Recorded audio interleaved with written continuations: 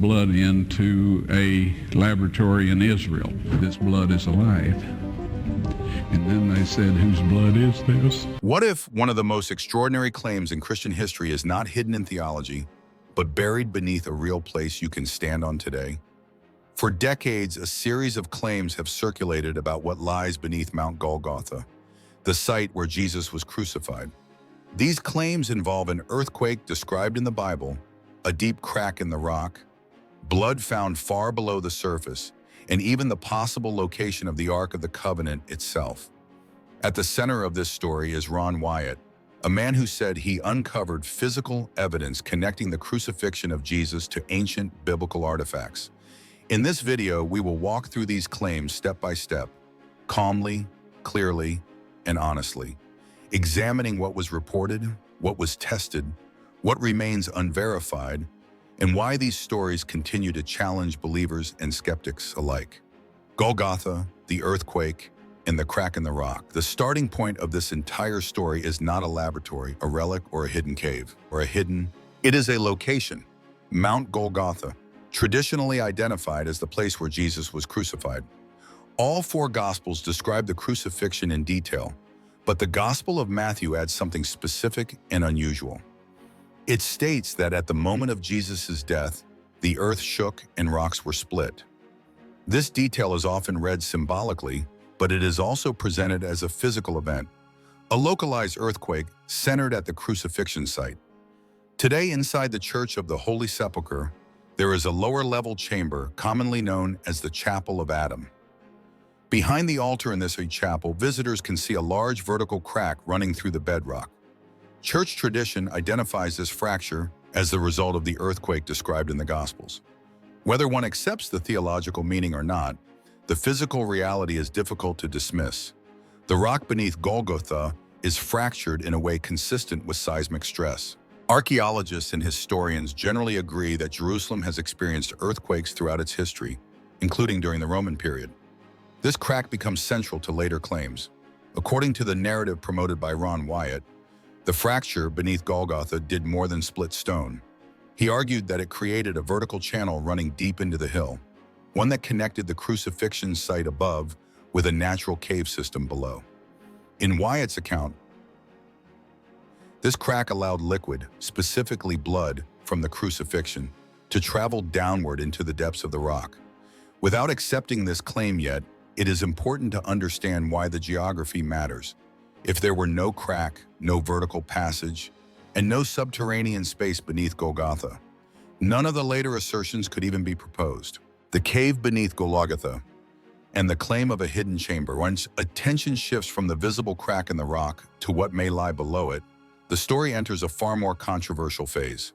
According to the claims presented in the source material, the fracture beneath Golgotha did not end at the chapel floor. It allegedly continued downward into a natural cave system beneath the hill. The existence of caves under Jerusalem is not unusual. Much of the city is built on limestone, a rock type that naturally forms cavities, tunnels, and chambers over time. Archaeologists have documented underground spaces throughout the Old City, including burial chambers, cisterns, and storage caves dating back thousands of years. The claim here is specific. Directly beneath the traditional crucifixion site, there exists a chamber that had remained sealed or unnoticed for centuries. This chamber, according to the narrative, was accessed through tunnels that were gradually excavated over a long period of time rather than uncovered in a single dramatic discovery. What makes this claim different from standard archaeology is not the presence of a cave, but what is said to have been inside it. The chamber is described as being located precisely below the vertical crack in the rock, aligning directly with the crucifixion site above.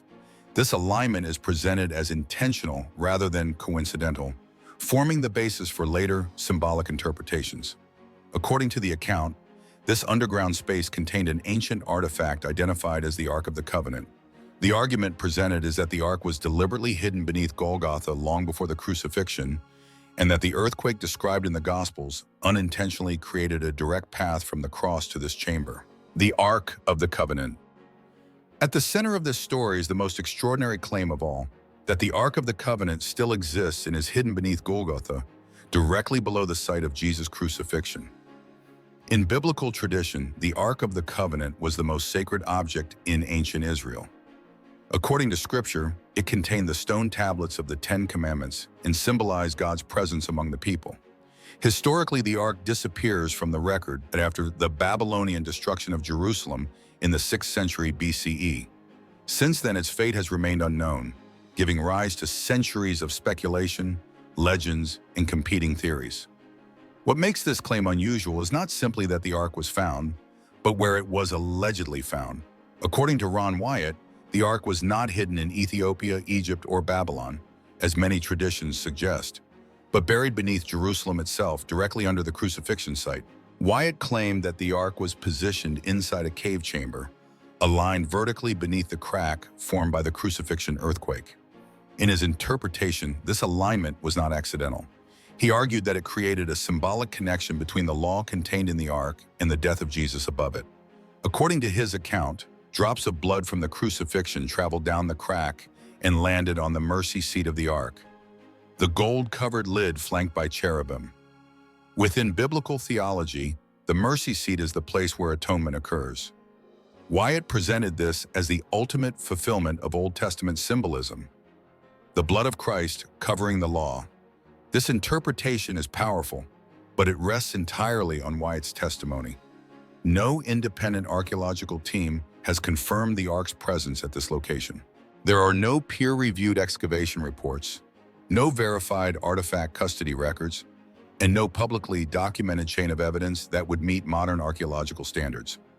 This section marks a turning point in the story. Up to this point, the discussion involves geography, geology, and historical possibility. From here forward, the narrative moves into territory where faith, symbolism, and unverifiable testimony intersect with claims of scientific proof. The blood sample and the laboratory claims. The story reaches its most striking point with the claim that a physical blood sample was recovered from the cave beneath Golgotha and later analyzed in a laboratory. According to the account attributed to Ron Wyatt, this blood was collected from dried residue believed to have traveled through the crack in the rock during the crucifixion. The claim is not simply that blood was found, but that it behaved in a way unlike any known human sample. Wyatt stated that when the dry blood was placed in a saline solution and kept at body temperature, white blood cells began to reactivate. He described technicians observing cellular activity under a microscope, something they reportedly said they had never seen in dried blood thousands of years old. The most extraordinary assertion involves genetics.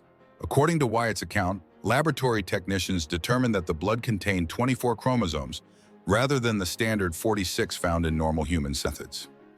At this stage, the narrative shifts sharply away from physical archaeology and enters a realm that cannot be tested or verified by conventional means.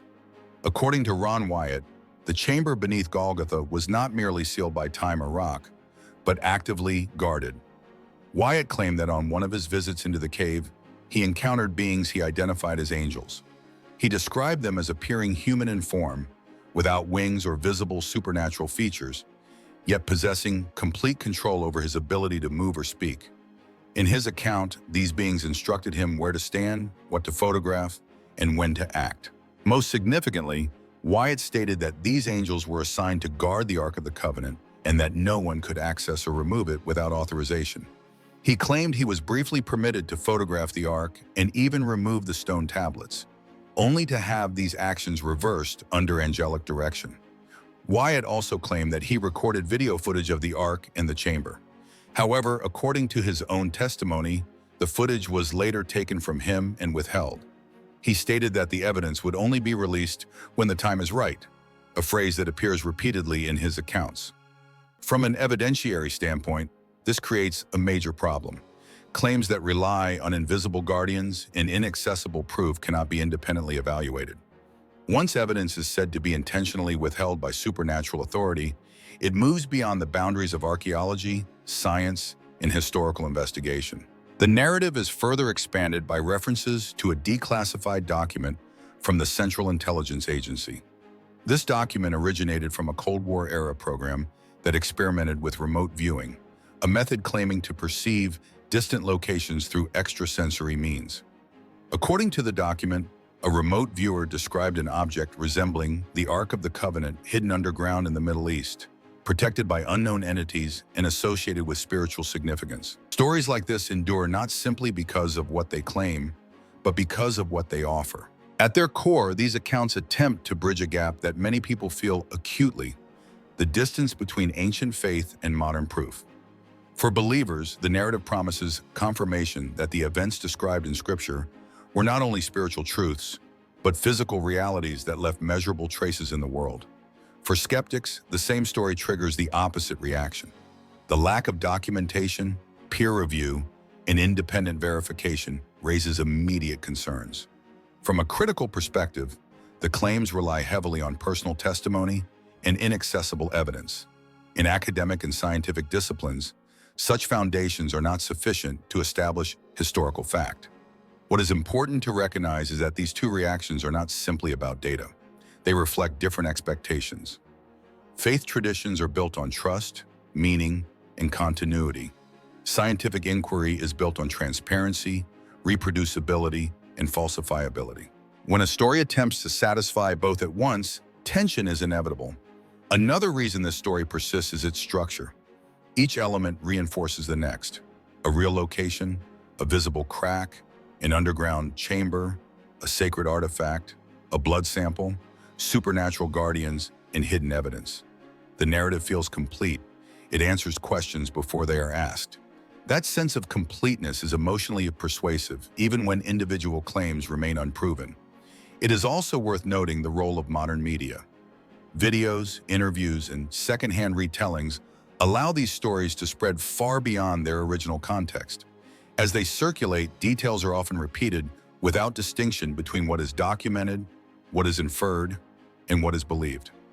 Over time, repetition itself creates familiarity, and familiarity can be mistaken for confirmation. At this point, a responsible conclusion must remain careful. There is no independently verified archaeological evidence that the Ark of the Covenant has been found beneath Golgotha. There is no publicly available scientific documentation confirming the blood analysis described. These limits matter. At the same time, the story reveals something genuine about human longing. People want faith to be grounded in reality. They want history to feel close, tangible, and personal. Whether or not the claims hold up under scrutiny, the desire behind them is real, and it continues to shape how these stories are received. This story begins with a real place and ends with claims that reach far beyond what archaeology and science can currently confirm. Along the way, it connects the crucifixion of Jesus, an ancient earthquake, a visible crack in the rock of Golgotha, a hidden cave, the Ark of the Covenant, a blood sample, laboratory claims, angelic guardians, and even declassified intelligence documents. Some elements are grounded in history and geography. Golgotha exists. Earthquakes in Jerusalem are historically plausible. Underground chambers beneath the city are real. These facts provide a foundation that makes the story feel possible. Other elements remain unverified. There is no independently confirmed discovery of the Ark beneath Golgotha. There is no publicly available scientific documentation proving the blood analysis described. Claims involving angels, withheld evidence, and remote viewing cannot be tested or validated using historical or scientific methods. That distinction matters. It does not invalidate faith, but it does define the limits of what can responsibly be presented as fact. What this story ultimately reveals is not just a debate about evidence, but a deeper human question. How much proof do we expect from events that, by their nature, are meant to transcend ordinary experience? Some will see these claims as confirmation of belief. Others will see them as a reminder of why skepticism exists. Perhaps the most honest position lies between certainty and dismissal, acknowledging what we can verify, questioning what we cannot, and recognizing why stories like this continue to resonate. So the question remains for you, the viewer. Should faith require physical proof, or does the search for proof sometimes say more about us than about the events themselves? Share your thoughts in the comments.